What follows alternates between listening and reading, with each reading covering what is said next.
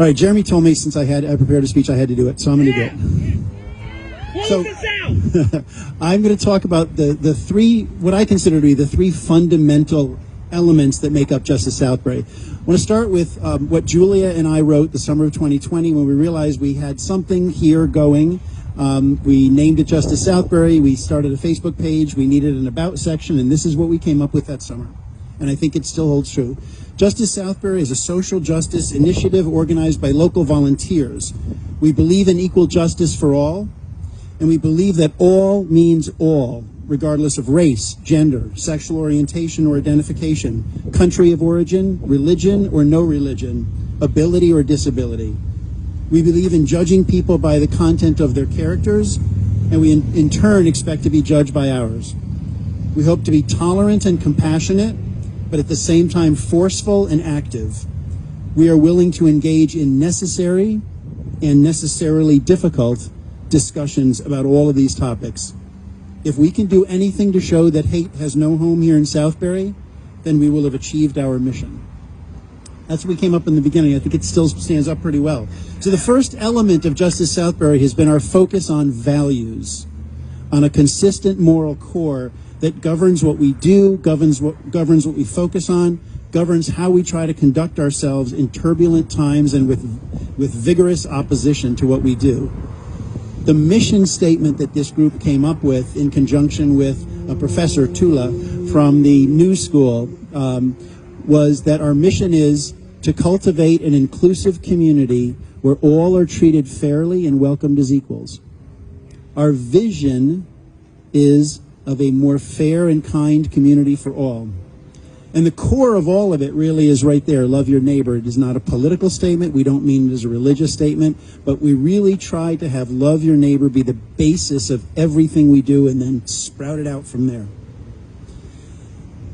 Now at the third week of our 209 now, an elderly white gentleman had a flag larger than John's pride flag there, big American flag, a big scowl on his face as he walked back and forth, signifying he hated everything we were saying and everything we stood for. Cheekily, I thanked him for bringing the flag and said he is doing that in homage to the Pledge of Allegiance to that flag, which ends with, and justice for liberty and justice for all, and thank you, sir, for reminding us that the message is for all. And he scowled a little more deeply, and then I did what we always do here, and I said, come on up and speak. And he came up and spoke, and it quickly degenerated. It got ugly. His vision of an American carnage caused by people of color led us to shut off the microphone, the only time we've ever done that. But it also led Julia to write a speech for week number 4. A speech about taking back the flag. A claim that the real patriotism doesn't lie in opposing what we're doing and saying, America, love it or leave it. If you don't think it's perfect, get out.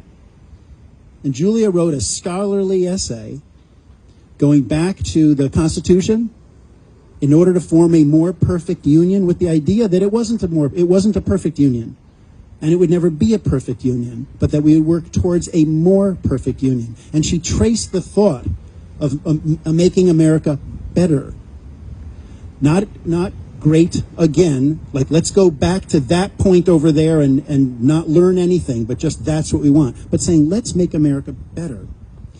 And in her scholarly history lesson, emphasizing that the best of American patriotism wasn't simply shouting USA, USA, but seeking to improve the country for all. She cited liberal and conservative presidents who extended that theme. It was, I think, a real turning point for this group, a moment when Julia and I saw a future for rallies which had been, until then, simply motivated by the passions of the moment. James Baldwin said, quote, "Not everything that is faced can be changed, but nothing can be changed until it is faced," end quote. As the Baldwin quote reminds us, we can't shy away from fundamental moral conversations. We can't necessarily make progress by facing these issues, but we certainly cannot make progress if we fail to face them. And that speech from Julia started the second element of Justice Southbury, a focus on ideas. We've tried both here, as you can tell today, and in our speaker series Zooms, where we've hosted thought leaders from around the country via Zoom. We've sought through these conversations to make a serious contribution to elevated public debate. I get to give this microphone every week to people who think and feel and who articulate experiences and perspectives that are different from ours, whether they're high school teachers or college professors or speakers like you heard today. Each Sunday afternoon is like our very own Speaker's Corner, where you arrive with an open mind and leave with a stimulated heart and a fulfilled soul. Which leaves us with the third element of Justice Southbury, the people. As Tara, who spoke today, as Tara said that very first summer, this really is good people doing good things. Jeremy mentioned the water bottles, the juice bottles. We provide the juice to the Southbury Food Bank, and we've now provided over 1,000 bottles to the Southbury Food Bank.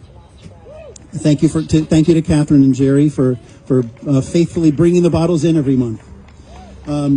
Janet and Jeff bring this pride flag every week. And when they bring that pride flag, there's a real difference in the rallies between those where they're not standing out on the corner and when they are. Because when they are, people can tell from a distance, oh, I can't read the signs yet, but I see that flag and I know what this group is all about. Which leads some people to give us the finger, but it leads more people, as you heard today, to give us a honk or a beep or some kind of a thumbs up. John is here every week and responsible for the weather, and although he really punted that first year with the pouring rain for our anniversary, you did okay today, John. Thank you. Jeremy mentioned Connie, who was our 5,000th rally attendee months and months and months ago. We're working on 6 or 7,000. The drivers that go by here that either give us enthusiasm or give us, or flip me the bird as I'm holding my red, white, and blue love your neighbor sign in my flag. We are also engaged in a dialogue with them. And the speakers, of course, as you heard today, are always wonderful. We always learn. The people on this corner are astonishingly wonderful. This is like an Oscar speech, so of course I have to thank my wife, Kathy, because Kathy does far more for pride groups than I do, and thinks more and reads more and discusses more and works with corporations more on issues of diversity, equity, and inclusion than I do. And she tolerates me giving up way too many of my Sundays to be here rather than with her. So I appreciate that. So if you combine the values, love your neighbor, with the ideas, well, what does love your neighbor mean in the particular context we're discussing? And the people who are busy loving our neighbors. When you combine the values and the ideas and the people, you get Justice Southbury. And I want to thank one more person who got this all going as a 19-year-old. Please welcome back Julia Bauer Richardson.